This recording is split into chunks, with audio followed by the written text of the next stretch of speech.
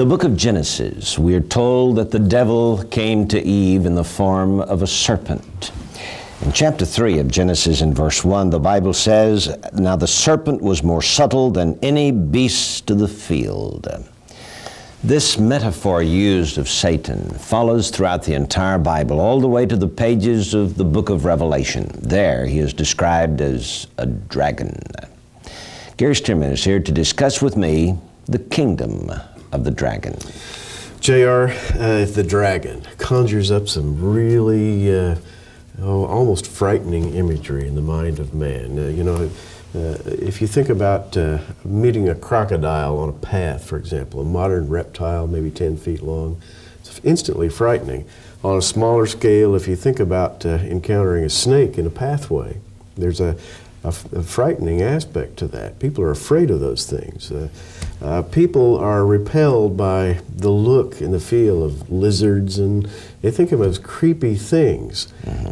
And this all goes back to Genesis, really. The whole realm of the serpent, the lizard, yes. was given a curse because apparently their leader was an accursed being. He's called the serpent, and serpent is a kind of a generic term that includes lizards and snakes and even prehistoric creatures. For example, we think of dinosaurs, the great creatures of the land.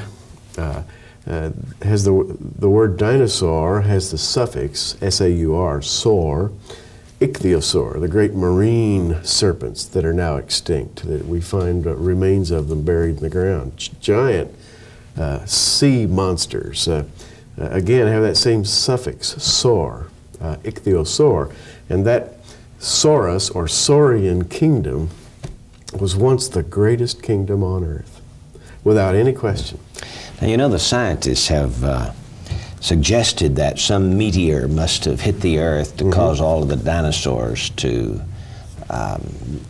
become extinct. Some have suggested that after the flood, the atmosphere of the earth was not able to support these huge bodies of the dinosaurs, and they were the giants of all creation. They were. Is it possible that this is the reason for the demise of the dinosaur, or is it because of the fall? J.R., there was something about the sin of the serpent, who is called Satan, called the devil. Once he was called Lucifer. There's something that happened long ago that is incompletely recorded. We have in various places in the Bible a record of his fall. We can never fully know exactly how he fell. But apparently when he did, he took with him a whole kingdom. And, as you say, it's common for people to try to attribute the fall of the dinosaurs to a meteorite or maybe to a huge volcanic eruption or chain of volcanic eruptions that blotted out the sunlight. It killed the food supply, and so the great lizards died. But the Bible suggests it was more like a sin that did it, and not just a geological catastrophe of some sort. The very last verse in the Bible concerning Satan as a dragon is found in chapter 20. And I read, "And I saw an angel come down from heaven, having the key of the bottomless pit and a great chain in his hand, and he laid hold on the dragon, that old serpent, which is the devil and Satan, and bound him 1,000 years."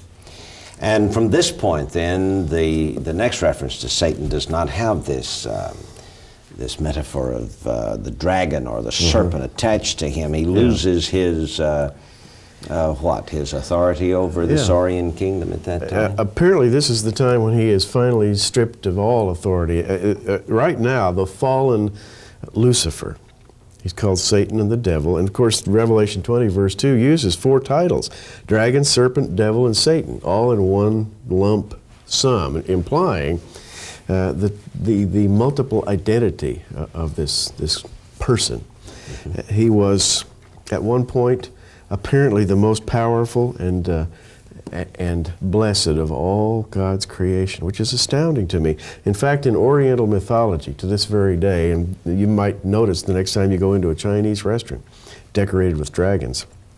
In Oriental mythology, the dragon is a creature, a serpent-like creature who swims, walks, and flies. And he is possessed of great power. He's the most blessed of all the creatures, but according to Oriental mythology, he once lost some aspect of his powers. And he is now flying around the earth in eternal pursuit of his lost powers. And if you see a dragon parade, for example, Chinese New Year, or even if you see the statuary of dragons, like in a Chinese restaurant, good example, you'll see the dragon with a little disc or a sphere in front of his mouth. And he is said to be in pursuit of that little pill or that little disc. And if he ever catches it and can swallow it, his lost powers will be restored. So even Chinese mythology seems to reflect something of the dragon's loss. The dragon is considered as, in Chinese mythology, as I understand it, as the god of wisdom. Yes. Imparting wisdom. Well, this is true also of the serpent in Western cultures, isn't it? Absolutely.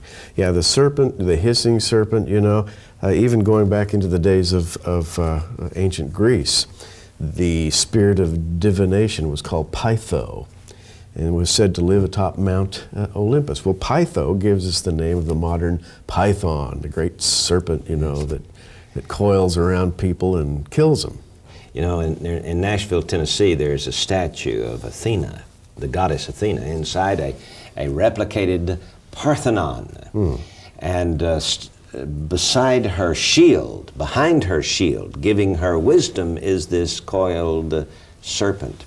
And this is true not only in Greek mythology, but also in Egyptian mythology. You'll find, for example, the depiction of the sun always has a serpent coiled around the disk of the sun. So this disk and the serpent always seem, even in Chinese mythology, always seem to go back to the same idea that he's chasing the sun.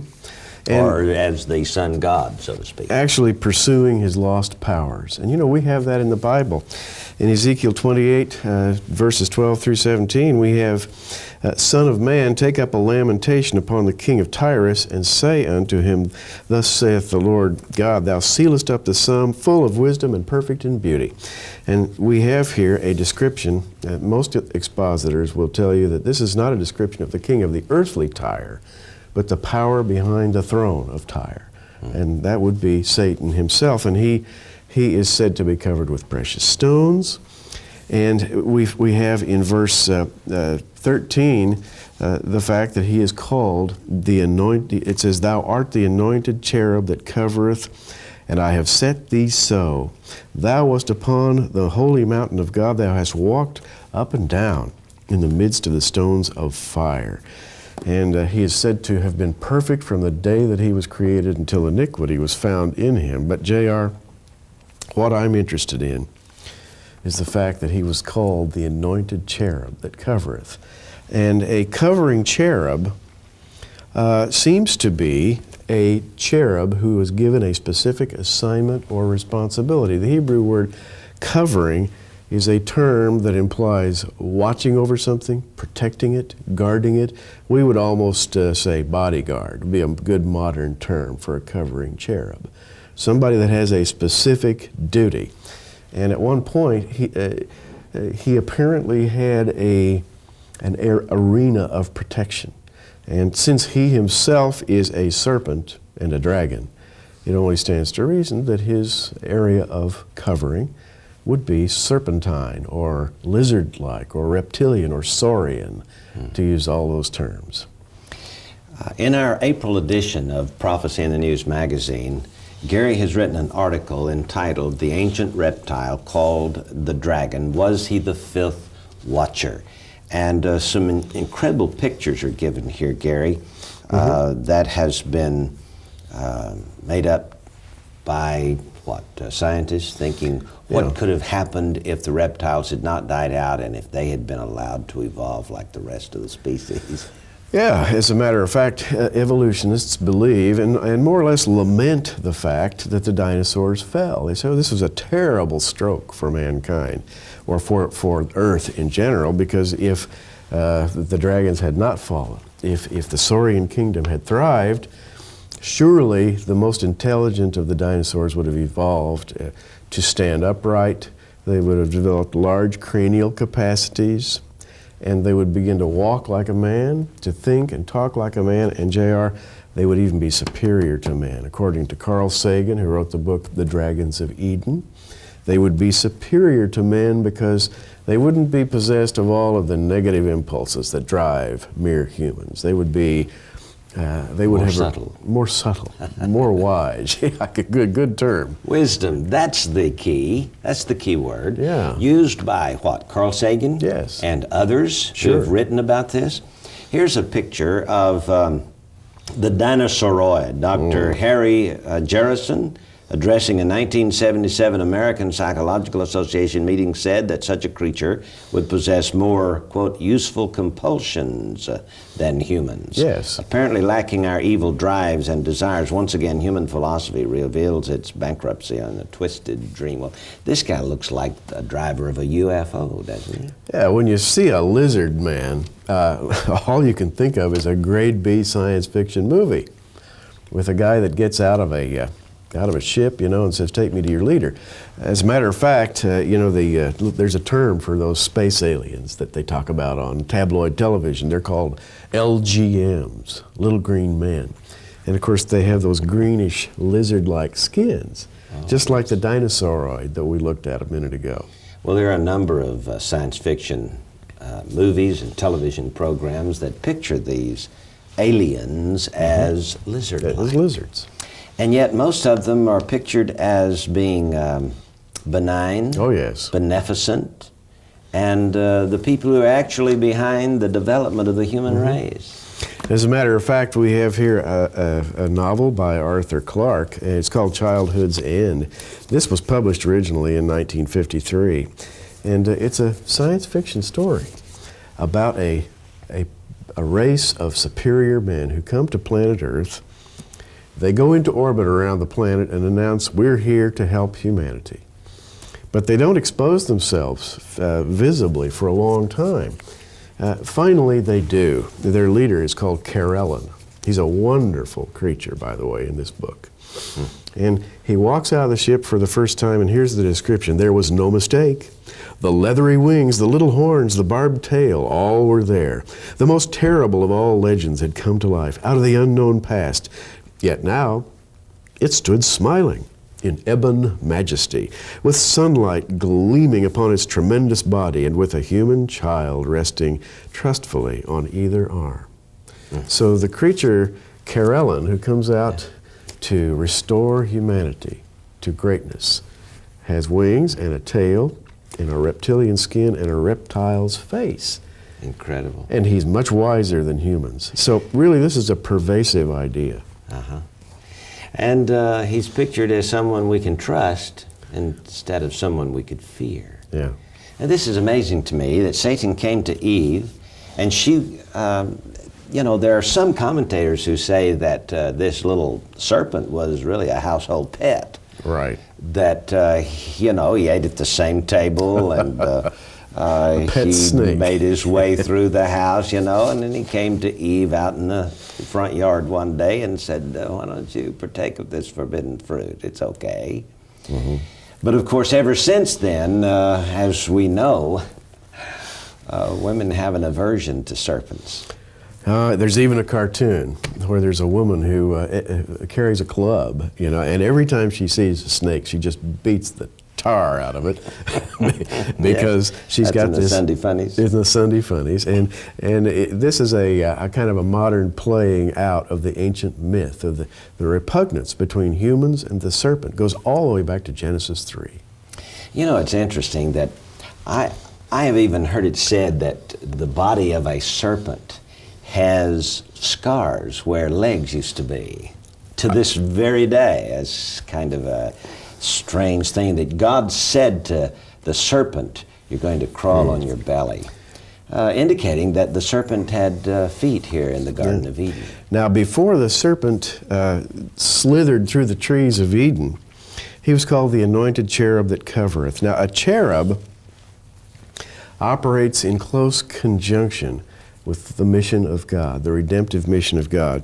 And so therefore has a protective mission, as even a ministry, we could say. And, by the way, the cherubs seem to be the bearers of God's throne chariot. As we read in 2 Samuel 22, verses 11 and 12, where we see the deliverer of Israel. He bowed the heavens also and came down, and darkness was under his feet. And he rode upon a cherub and did fly, and was seen upon the wings of the wind. So here we have a cherub bearing God's throne. It's as though these are in some way connected. These cherubs are in some way connected with God's movements and with the transfer of his throne from one area to another. Now, we have pictures of the throne of God with these angelic creatures around it. We do. Isaiah chapter 6 and in Revelation chapter 5. With 6 wings each, they cry, "Holy, holy, holy."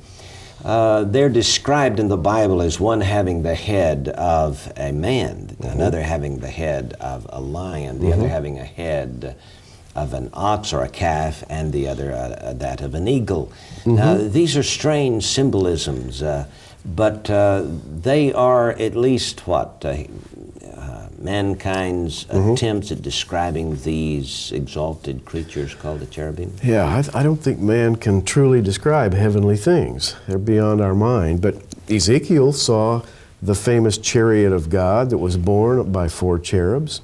And they had the 4 faces of creation, the man, the lion, the ox, and the eagle, representing kingdoms of animals. They bore the throne of God, and Ezekiel was absolutely amazed. And you know, these cherubs also resemble the ones in Revelation, the 4 cherubs, the same 4 faces. Yes, but now there are only 4 of them, Gary, and they say they have... Revelation says they have eyes all around. Now, and Ezekiel seems to imply this as well. They have eyes. Then, evidently, Lucifer, as the covering cherub, was a 5th. He was the 5th, I think. And lost his... lost his vaunted position. And I don't think it's a stretch to say that there must have once been 5 watchers around the throne of God. You're calling him a watcher. What is this? What does this refer to? They're shown with eyes. In the Old Testament, we have a reference to these watchers. In fact, Daniel 4:13 and 17 say, "I saw in the visions of my head upon my bed, and behold, a watcher and an holy one came down from heaven." And it's clear when you get into Daniel and begin to read what happened that this watcher is a cherub. One of the cherubs dispatched from the throne of God, called a watcher. The Hebrew word to watch, as we mentioned a minute ago, means to guard, to protect, as we would say, almost a bodyguard. A guardian of the throne of God, or a guardian over some aspect of creation. Now, when Lucifer, son of the morning, said, as recorded in Isaiah 14, I want to be just like God. I want to expand my realm to cover everything that he now covers. Got a little ambitious there. And instead of expanding his realm, it collapsed.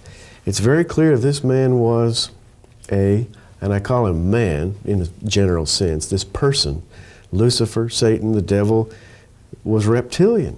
And had he stood with the other 4 watchers, the throne of God would have had 5 watchers around it, not just 4, and one of those faces would have been the face of a reptile. Now, interesting that you refer to this, because these 4 metaphors that are used of the watchers or the cherubim around the throne of God actually seem to come from 4 different creation kingdoms here upon the earth. For example, there is man. There's man. Yes. Then there is the lion. He would be, over the wild kingdom. Yes. Then there is the ox or calf, who would be domesticated animals. And then there is the eagle, which is a type or the head of the fowls of the air. And then we lack something over the critters, the creeping things and the things that go bump in the night, and the lizards and the the various snakes and what have you. So we actually have 5 kingdoms, but we see one debased kingdom, that of the snakes. You think of the lizards. brontosaur, the thunder lizard, the ichthyosaur, these ancient marine lizards that used to be 100 feet and more long, and all of the incredible array of dinosaurs, various types. They were the kings of the earth. If they were still alive on earth today, you'd be afraid to get out in your car lest you get stepped on. They were the absolute, unquestioned rulers of the earth, and I believe that their watcher was none other than Satan, the old dragon. You know, it's interesting that you don't have any wild animals that are poisonous. You don't have any birds that are poisonous. You don't have any domesticated animals that are poisonous. You don't have any men who have venom. But the reptilian kingdom is poisonous. It is. It's really the evil empire of the earth, isn't it? Yeah, and I don't care who asks me to pet a snake at the petting zoo. And I have actually held a defanged rattlesnake in my day, and I'll never forget it. Because as I looked at this thing, its eye looked right back at me, and that was the coldest, most chilling, evil eye I have ever seen in my life. And I got a real chill. I thought, must be what it's like to look right into the eye of the old dragon. And I don't care who asks me to pet one, I still have a repugnance for the serpent kingdom. So basically, the premise here, taught throughout the Bible, is that the serpent or the dragon is not just a metaphor of Satan, but that he actually looks like one.